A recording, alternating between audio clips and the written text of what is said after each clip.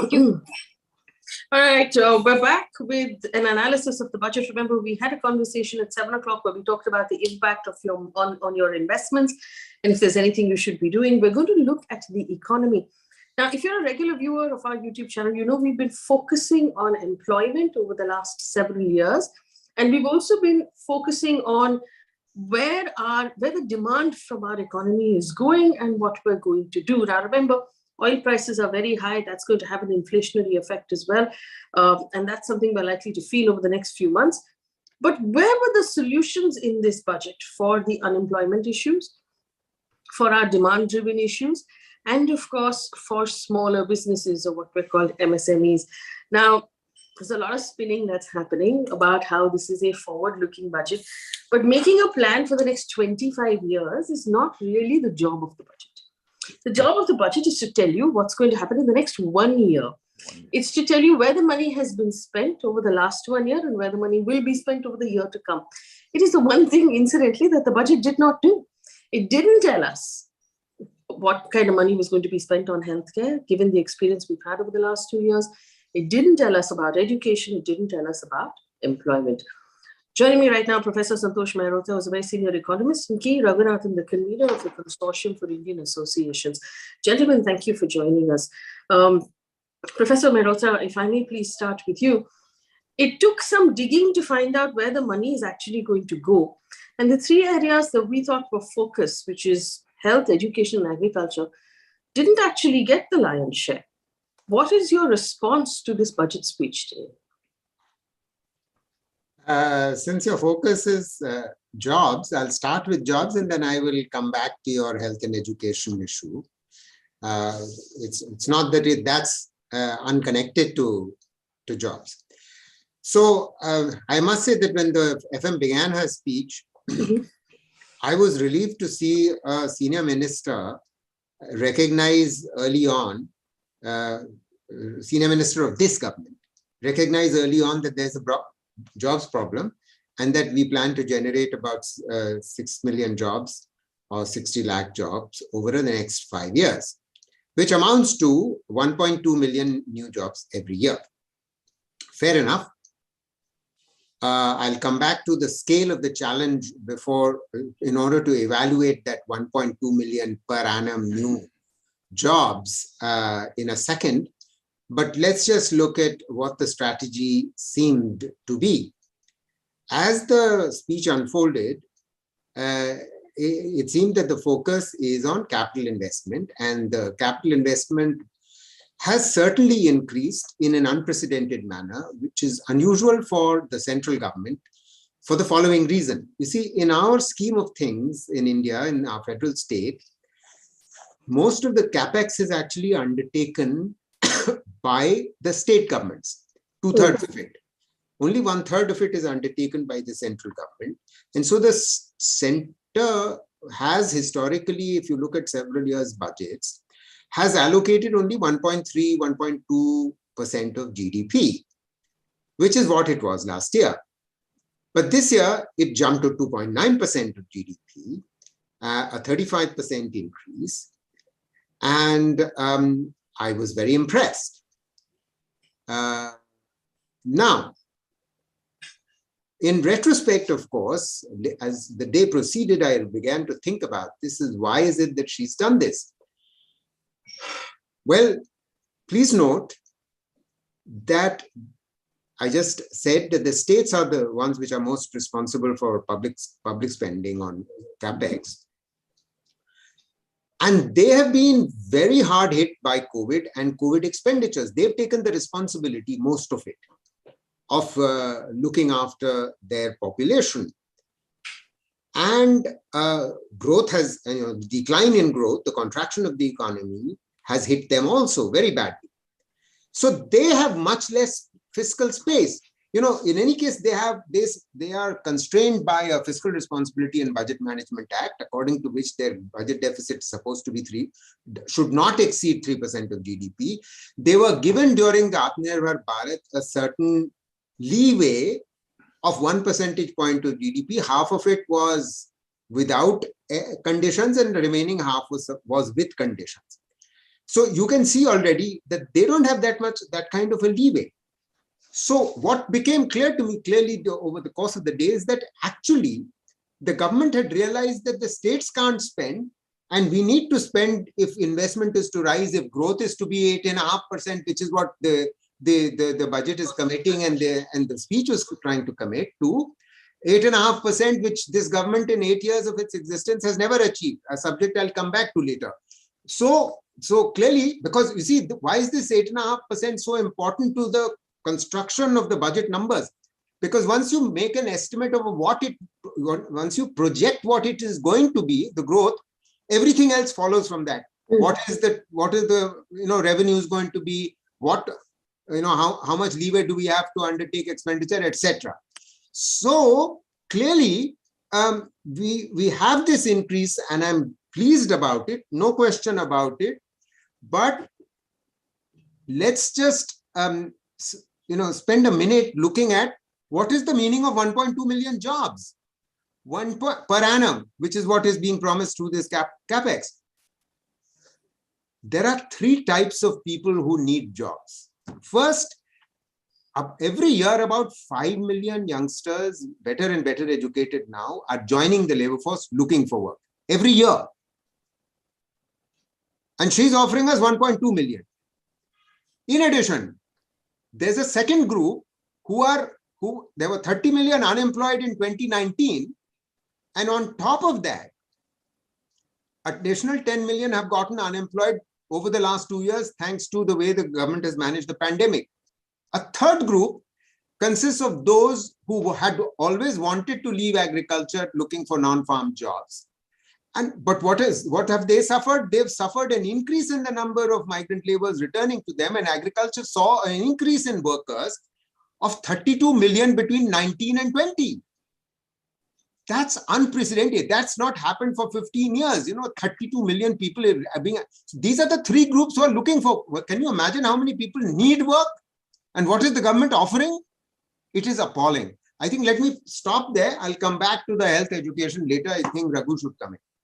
Okay, Mr. Raghunathan, question for you also to comment on employment. But if we comment right now on what the government has announced for your sector, it's largely stayed in the emergency credit guarantee scheme space, talking a lot about ease of doing business and credit guarantee for you, and some startup and drone sort of announcements also.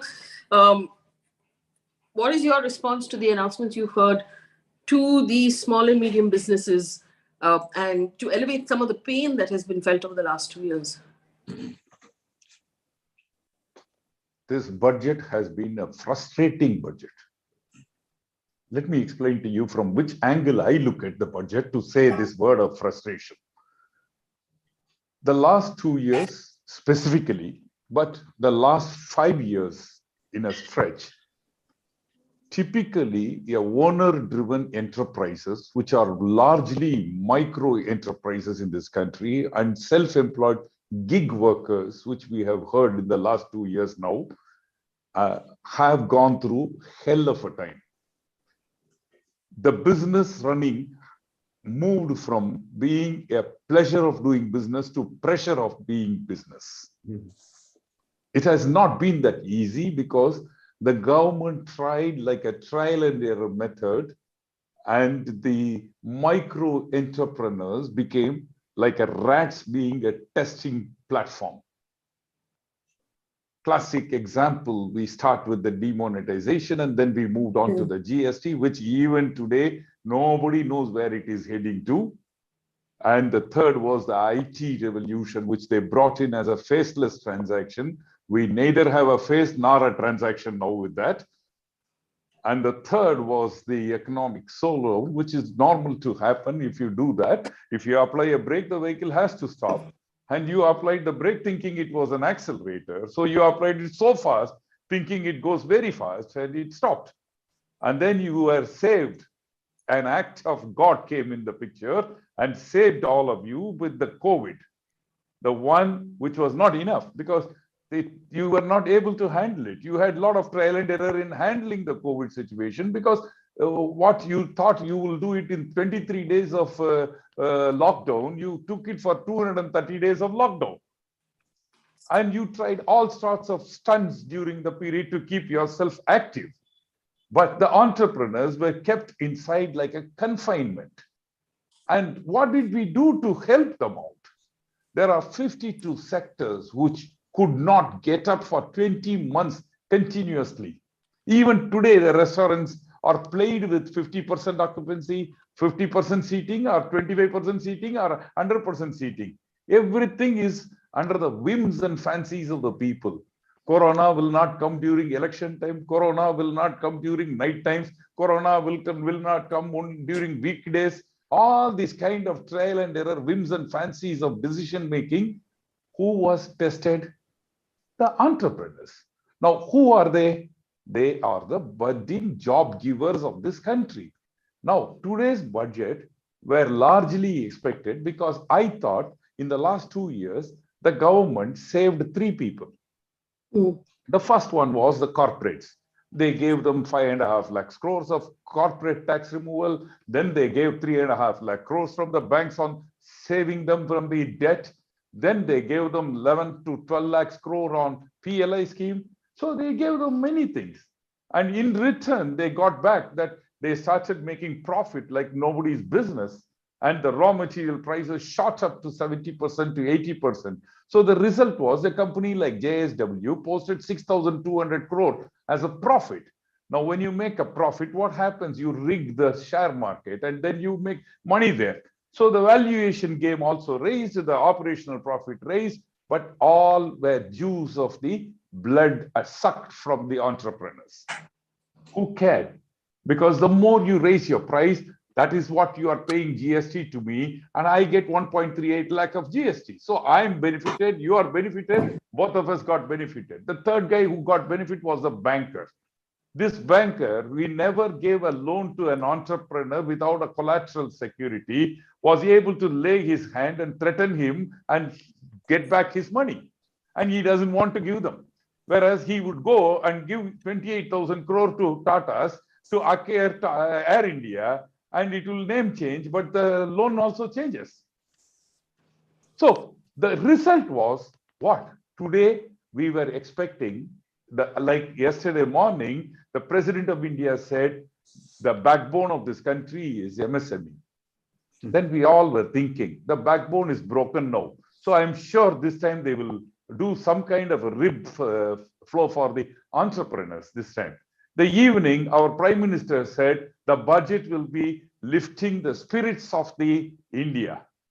Look, I don't know whose spirit it lifted, but we all thought that today we will get some announcements of lifting our spirits of survival. Today, the madam started saying all those sectors which were damaged by the COVID will be repaired today, and at the end of the day, even a common man will go reading this budget happily.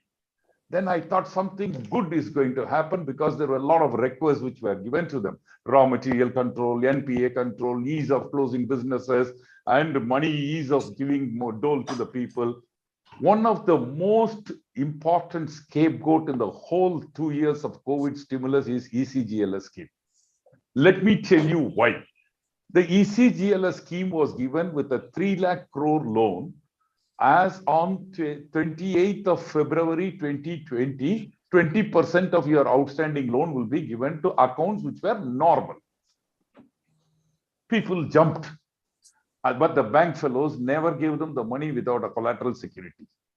Then I got 15 lakhs of money, but the bank fellow took away close to almost 11 lakhs to adjust my loan, my moratorium period adjustments.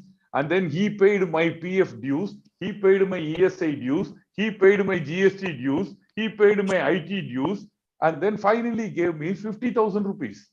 At the end of the day, I got a loan raised in my head by another 15 lakhs, and I have in my hand only 50,000 rupees. Then who will take it? That is the reason continuously the sanction limit was higher than the dispersal limit because people didn't want to take it. And even yesterday, the Economist survey clearly pointed out the ECGLS scheme dispersal is 2.28 lakh crore. It's a record, 2.28 lakh crore. Now, you tell me the same 3 lakhs last year in COVID-2 situation got raised to 4.5 lakhs. Even the 3, there is no taker. You raise it to 4.5 and say you call it as a 1.5 lakh additional facility you have given for ECGLS. Then they open the gate, all and sundry can take the loan. So Mr. Raghunath, effectively you're saying that the announcements that were made largely of loans do not translate to any sort of help on the ground as far as entrepreneurs are concerned. I just want to read out one piece of fine print that has been discovered by India Spend. GST registration can be cancelled if the return is not filed within the prescribed period. So your business will not have a registration if your return is not filed on time. If your vendor's GST registration is cancelled due to non-compliance, that could impact your ITC claim. So GST are being made even more complicated. Draconian. It is called as draconian law. And I'll tell you one more law in GST. If you are found to be anything not fair, the officer can issue a freezing of your accounts and can issue a demand and take it away from your bank on his own without even your permission. Draconian. I got a company who came to me with a summons from the department saying 2 crores is their evasion of duty and they must pay. And nobody had any records and he was fighting. Finally, he settled for 50 lakhs of bribe. This is what is happening in life today. We are all thinking that we will become a corruption-less country, but we have become corruption-free country. Professor Mehrotra, go ahead. Yeah, I just want to ask a question of Raghu. One of the things that the FM, of course, announced was also the CGT MSE, additional credit for MSMEs for 2 lakh crores. And the Darbari channels, of course, have been making the same kind of brouhaha about it. What's your view about this CGT MSE? No. She herself has said it will be reformed. In the sense, the earlier version has been a failure, has been a non-starter. So the same scheme will now be reformed. So it's the same 2 lakh crores, matlab. It is the same 2 lakh crore which will get reformed. And then you had another 6,000 crore of MSME over next 5 years being empowered to graduate. That was a World Bank scheme of NEEM or something like that. And that was the third scheme. The fourth scheme was skilling and reskilling and preparing the employee. When the employers are not there, where is the question of skilling the employees? You are skilling the employees and killing the employers. And 1 in 2 shots. And you do both. So that finally, end of the day, employers will also be not there. Employees will be on the street, or they will be with them in the UP or state elections doing the voting for them, canvassing for them. Where do you get the crowd when Amit Shah goes? I think all these unemployed people. So let's take it piece by piece. Let me take it back to Professor Mehrotra. We did talk about jobs. My concern is also on how we're going to revive demand. Now, you and I have had this discussion several times about the fact that ours is a demand-driven economy, demand that needs to come from our own people to buy products that businesses like Mr. Raghunathan's actually manages. There's been no impetus for demand at all in this budget. So how are we going to revive this economy? Well, if you ask this of anyone in government, and this is what I've heard from government type people all day today, that this is a growth oriented budget. So they are not interested in reviving demand per se. They feel that this in capex is going to create some jobs, and that's what's going to create demand. That's basically the logic. There's nothing else. So this is the logic. Now, if you're asking me how we're going to create demand, well, I would make a much broader argument that honestly, this government has not been willing to recognize the following, that it wants to create manufacturing industry. It wants to compete with China. It wants to compete with Bangladesh and Vietnam, etc. But unfortunately, what this government doesn't realize is that all the things that these three countries do, we don't do.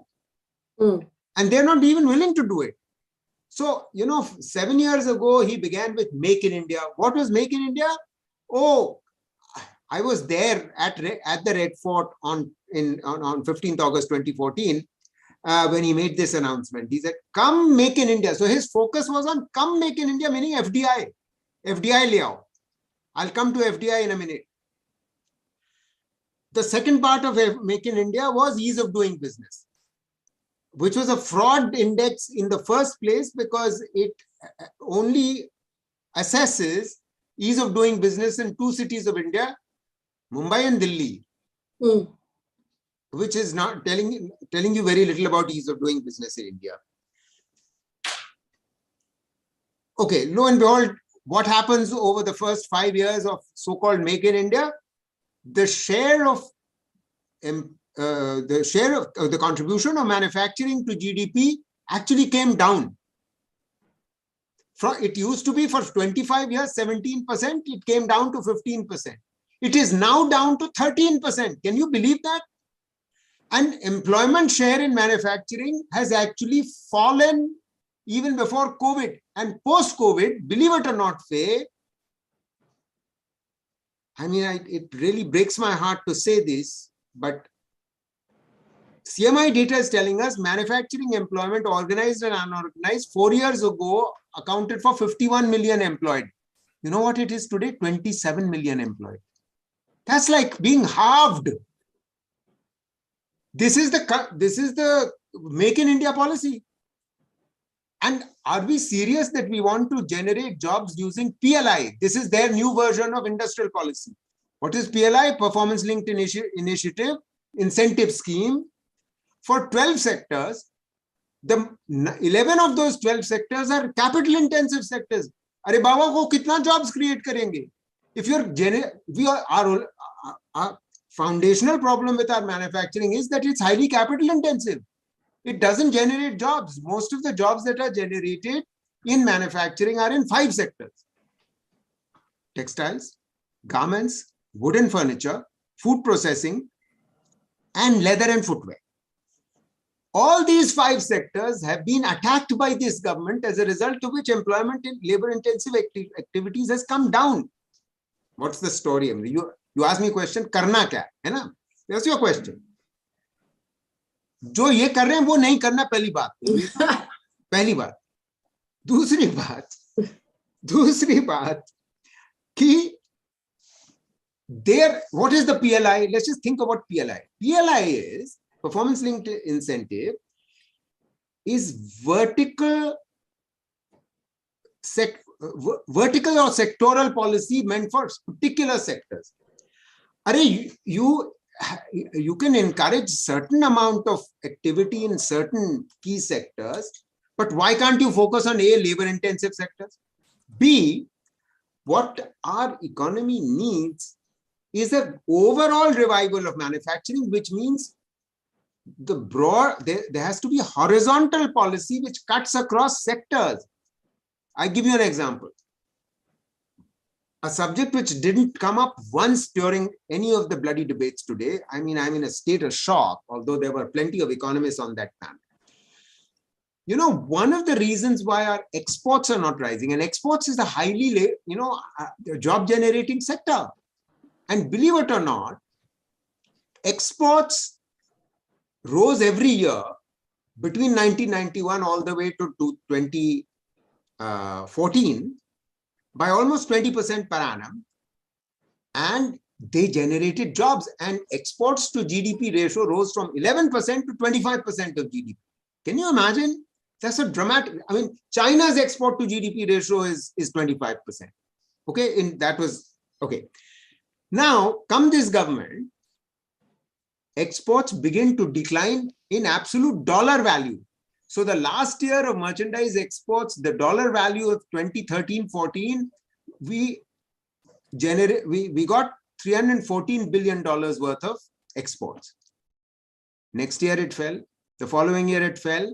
The following year it fell again. The following year it fell again. And the fifth year also it fell. Only in 1819, it came back to the $314 billion level. Can you imagine? Never in the history, never since economic reforms began, have exports fallen. Why? The labor-intensive exports were also falling. They attack with, they attack cow trade. If you attack cow trade, how are you expecting to generate more exports in leather and footwear? Obviously, our competing countries take the space that's created. Similarly, in UP, for instance, I give you an example. In UP and in other states as well, together, we have a large meat producing industry. It will interest your viewers to hear that we are the world's third largest exporter of meat. After Brazil and Argentina, can you believe it? India, Hindu, vegetarian country, third largest exporter of meat. What kind of meat? Mostly buffalo. And UP accounts for 64% of that export. And what does the Yogi government do? Lo and behold, cattle trade is banned. Cow slaughter is banned. And our poor farmers who have a thriving cattle economy, they have a thriving cattle economy which has a certain cycle. Cattle becomes old. The cattle is sold. To who? Obviously to traders who then take it partly for meat and partly for leather production. But because of the cow slaughter ban and the trading ban, the poor farmers are suffering because they are letting loose their cattle in UP. Can you imagine the entire Hindi belt? Farmers have had to let loose their cattle because they can't sell their cattle, which is destroying their farms. Can you imagine? You have a lose-lose situation. So, in other words, you have to stop doing these things. I could go on, but I won't. You can imagine there are millions of things that need to be done. Sorry. Faye, you're muted. Faye, you're muted. Faye, you're muted. Faye, you're muted. Sorry. This idea of Amrit Kal, which is the next 25 years that this government is supposedly planning for, from India at 75 to India at 100. And a lot of the spinning that we're seeing on the mainstream channels is that this is a forward-thinking budget because we're looking so forward into the future. My problem with this is whenever this government has made a very forward-thinking plan, smart cities, for example, poof, it vanished.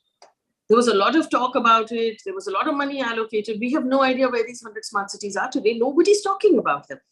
A home for every Indian, the Awas project. We don't know. We don't have an audit of what happened and which Indian has received a home and what is the quality of those homes. So these really forward-looking plans and allocations that get made of lakhs of crores of rupees going into an infrastructure project that never materializes.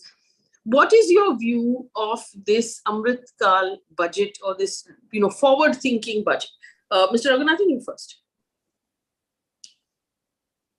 There is one area which we have become mastered now.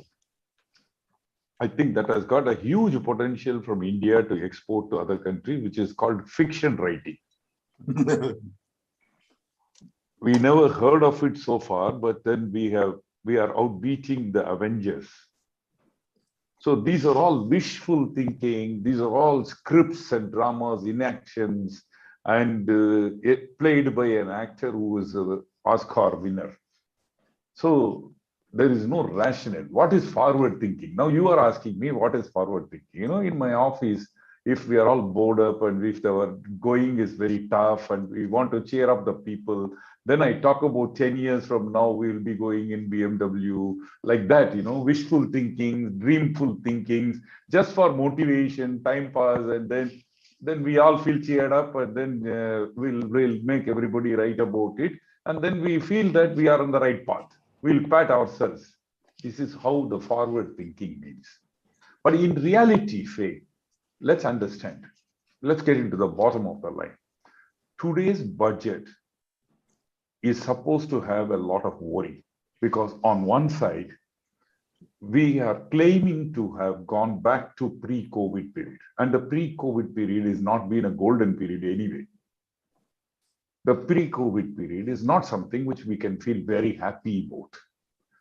On the forefront, we have the next 1 year time frame where we have Omicron, how much it's going to hit us. We have 5 states elections. We have the war-like kind of a thing happening around in the borders. We have enough problems internally for which we don't know what is the money outflow is required. So we neither know what is our revenue, we nor know what is our expenditure. But we have to do something. We got to talk some numbers in lakhs of crores and 3 years and 5 years and 10 years. So I stretch first for 3 years, then I find not worth it. Then 5 years, not worth it. 10 years, not worth it. Then take it to 25 years so that nobody can question. So it's very far-fetched forethoughts. And I can always say, yeah, you have another 10 more years to go, wait and see, like the $5 trillion economy being achieved. We can achieve 5 trillion. Who said we cannot achieve 5 trillion? We will achieve. The way the raw material prices are going, the way the export prices are increasing, achieving 5 trillion is not you don't need an effort. You have already done enough effort. So these kind of things is all called the wishful thinking, Faye. But it is not going to help the job market. Today we are talking about only PF data as a job employment market, which is only 4.5 crore. And we ourselves in PF office do not know how much of this is truth, how much of this is real, how much of this is go on and come back. The same guy rotating 3 times, 4 times, and none of it is known.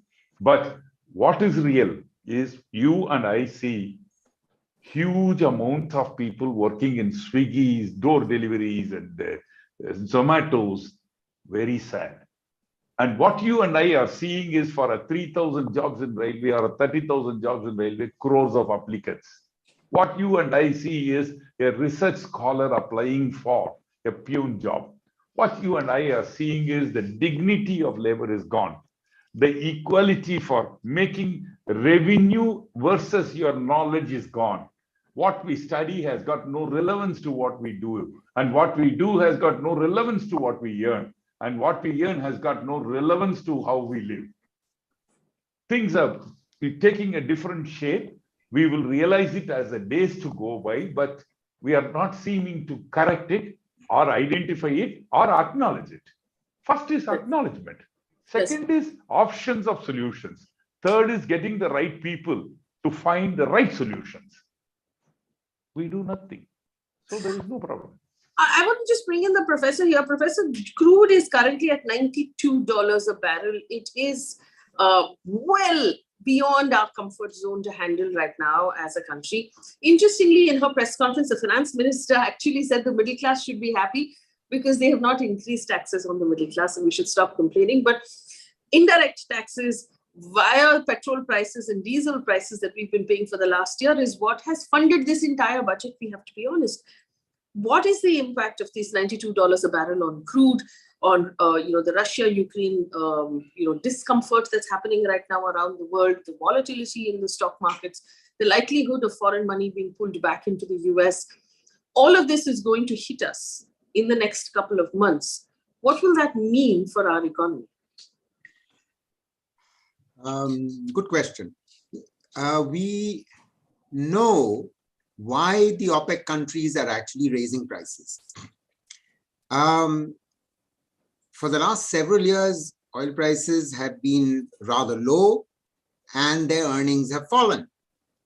And then came COVID, and then, of course, economies collapsed, so there was not a hope in hell that the OPEC countries could raise prices. Now, in the last year or so, because of the massive stimuli that were put in place by the rich countries and even by the emerging market economies, the global economy has been reviving. So demand for oil is rising. So OPEC is seeing, they have to milk the cow at this moment. So they are constraining, for very deliberately and consciously constraining production. in order to raise prices, because this way they can make up for their losses. The OPEC countries can make up for their losses. So we should expect that oil prices may well continue to rise, because there's a certain inelasticity in the demand from the importing countries. I mean, how are we going to reduce our oil imports here? So that's bad news, and that bad news is likely to continue. Most other commodity producers are behaving and feeling the same way. Let's make hay while the sun is shining. So commodity prices are going to go on rising. So globally, we will be importing some amount of inflation. Within our own country, wholesale price index, is way above CPI, retail inflation. Our ordinary people are suffering from the high retail inflation, which was on average about 8.5% in the FY22. But WPI was actually around 13 to 14%. That means input prices of producers are quite high. If input prices are high, but demand is low, how are they going to pass on these prices, the high input prices? The container shortages and stuff like that, all that is raising their input cost. So the threat of inflation is very much looming. International, domestic pressures are all there. Another fact, our great government, in a crisis which you rightly were pointing out is a aggregate demand crisis. There's too little aggregate demand in the economy. Per capita consumption has shrunk in the last year by 5%. This is a government which actually went on raising petrol prices, diesel prices, gas prices, fueling inflation itself. Why? Because it had mismanaged its own the economy and had reduced corporate taxes and had raised the threshold on personal income tax in order to win the 2019 election. So it was bankrupt. Growth was slowing, it was bankrupt. Come COVID, it needs money. What does it do? Easiest method is raise taxes on petrol, diesel and gas. That's what they've been doing. Now, you would expect that they would reduce prices just before these elections. One would have expected that, and they may well still do that. I mean, elections are still a week or 10 days away. I expect them to do that and claim that as a great giveaway to our people. But they're still not doing it. I mean, I just fail to understand the logic of this government. You see, we economists say that if there is a decline in demand, you take counter-cyclical action. What is a counter-cyclical action? A fiscal stimulus. Fiscal stimulus can have two parts. You reduce taxes. This government's raising taxes. And you raise expenditure. Well, this government has raised expenditure, but to as little as possible. Which brings me, and it's very important that we speak about this because it's to health expenditure. When the moment the budget speech was over and I opened the sort of budget at a glance and I looked at the health expenditure, it blew my mind. In a year of a once in a century pandemic, when you would expect the central government to actually increase expenditure on health, I'm going to tell you the numbers. The 3-year numbers for health in rupee terms, current prices. 2020-21, in the year of the pandemic, the beginning, it was 80,000 crores. Next year, the year of the second wave, it rises to about 86,000 crores. But inflation has already risen. In real terms, it didn't rise. Actually, in real terms, it's a very marginal rise. The only rise was primarily accounted for by the COVID vaccine purchases. And this government is all, but let me come to this year, this budget. What have they announced? It's exactly the same amount of money. It's 86,000 crores. It's shocking. Meaning, in real terms, it's actually a cut. You would expect that the central government would take responsibility for, poor handling of the COVID crisis and strengthen health infrastructure, hire more human resources across the country on behalf of the states. The states don't have the money. I think I was earlier saying to you that the states bore the brunt of looking after people in COVID, and they are very severely constrained in respect to the fiscal deficit. They cannot spend more than 3% of GDP, and the central government allowed them to borrow an additional 1% of GDP as part of the Atmanirbhar Bharat, half of it conditionally and half of it unconditionally. But their incomes have come down and they can't spend more on health because 80%, although health is a state subject, we should remember this, but 80% of their expenditure goes on salaries and operation and maintenance. In a COVID year, you need to strengthen the health system, public health, and that would be consistent with the national health policy. Why?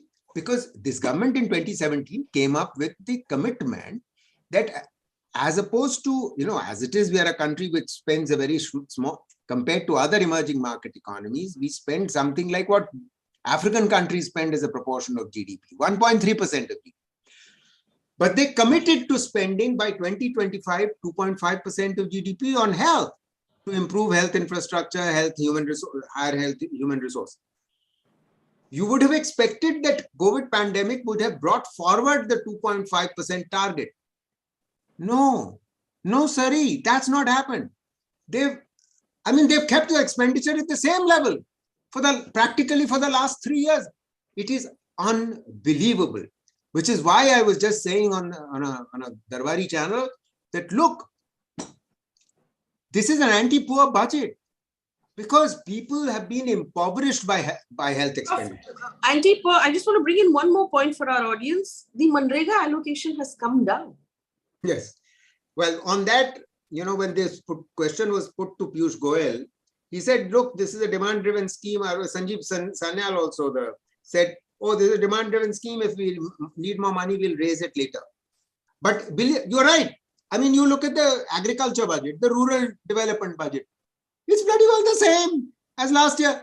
Yeah, for God's sake. So has the argument been that, listen, we'll make our fiscal deficit look a little better by allocating less money, and then later we'll adjust it because there's obviously the allocation now and then the revised allocation. बिल्कुल तुम ठीक समझी, बिल्कुल ठीक समझी. यही कहानी है. So what we've experienced today is a sleight of hand, basically. Yeah. To some extent. It's a magic show. Yeah, to some extent. And on your, 25-year thing, which you were asking, your question beginning, you see, she talked about 4 priorities. The third priority was e-governance. And she talked about a new paradigm shift needed for urban development. Half of our population by 2050 will be urban and all that. And so there's a lot of e-governance stuff put in there. And there is a budgetary dimension to this. Of all the major items of expenditure, if you look in budget at a glance, expenditure on major items, all the major items experience a flat budget or a compression, especially the subsidies of income. Believe it or not, IT and telecom, which would reinforce the e-governance stuff, sees an increase between 21-22 to 22-23 from 28.7 thousand crores to 80,000 crores. Yes, ma'am. And this amount of about 50,000 crores is the exact amount by which total government expenditure has increased of the central government in this budget, because in bear with me for a second. Revised estimate for 21-22 is 37.7 lakh crores. And now this year it's 39.44 lakh crores. So, I mean, actually it's more than that. But, you know, nearly 25 to 30% of it is accounted for by this IT and telecom. Which are the companies, out of curiosity, Professor Santosh Mehrotra, that are likely to execute these projects of this extra 50,000 crore rupees of the government of India in the IT and the telecom sector? Tata Consultancy Services, Wipro, Infosys, all the big names, of course they will. So this is actually then a budget that has ignored the poor and is largely something that corporate India will continue to benefit from. Absolument. Exactement.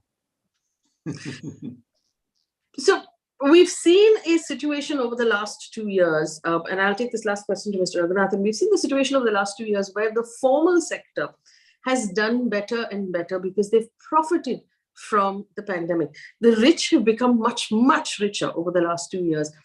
People running small businesses, people running startups, people actually running shops on the street have suffered greatly. Those who had informal jobs have suffered greatly. And it's likely that that's what's called a K-shaped recovery, which is that one half of your society is doing really well and the other half is just plummeting to the bottom. This budget is likely to aggravate that even further, Mr. Raghunathan?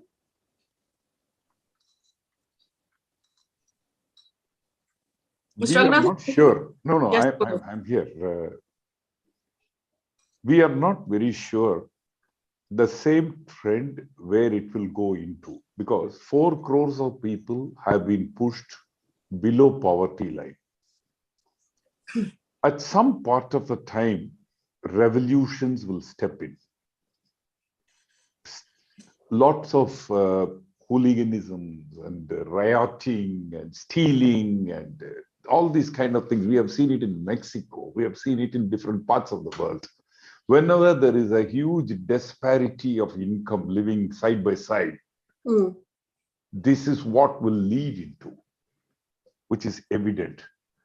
Now, where are we leading as a K-shape? Is it an exponential going up, exponential going down? It cannot go down below 11. Okay, it has to stop somewhere. So the stopping point is probably we have reached already 140 crore population India. We are just 5 crore below China.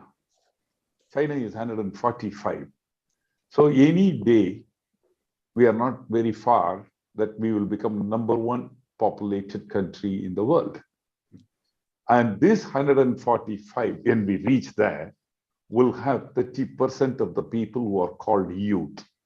Like Professor said, if we have, my data is 80 lakhs of people pass out every year. And the Niti Aayog says 30% of the people have become unemployed or they don't find employment when they come out of the college. That means we are adding close to 30 lakhs of young people without a job. And where do they land up? Idle brain is the devil's brain. So the drugs, the mafia, all this will step in. So we are likely to go through. That's why the spiritualism is stepping in, the nationalism is stepping in. You know, you take the people in a different tangents. I don't know where we are heading. The question is well understood, but then sad to look into it and microscope it. I'm going to leave it there. Unfortunately, there weren't too many solutions offered in this budget. There's a lot that's being said by the media, but if you examine it a little closer, also take a look at the columns that Professor Mehrotra has written, which will appear in The Wire and in one more newspaper tomorrow, sort of breaking this down for us. The challenges that we're facing so far are going to continue. Inflation is likely to rise. It's going to put pressure on household incomes. In fact, someone just said in various reports that the Indian middle class is one massive hospital bill away from poverty at any given point of time. And we've seen that happen over the last 2 years, where ICU stays because of COVID have actually bankrupted families. We've not, as a country, decided to spend more money. building more health infrastructure, which is what we should be doing, government hospitals, so that we learn something from this pandemic. We've decided not to do that. On the education side, there was an announcement about TV channels that will teach children. It's a randomly impractical thing, but we'll see how that plays out as well. We haven't solved for the problems that we're facing, which means those problems are going to get worse. We will continue to focus on those problems here on this channel. I want to thank both of my guests for making time this evening. I know that the two of you have had very long days and you're extremely tired. Thank you so much for speaking with us. To our audience, like, share, subscribe, and support us. It helps us to continue to do the work for you. Thank you for watching. Good night. Thank you. Thank you, Faye. Good night.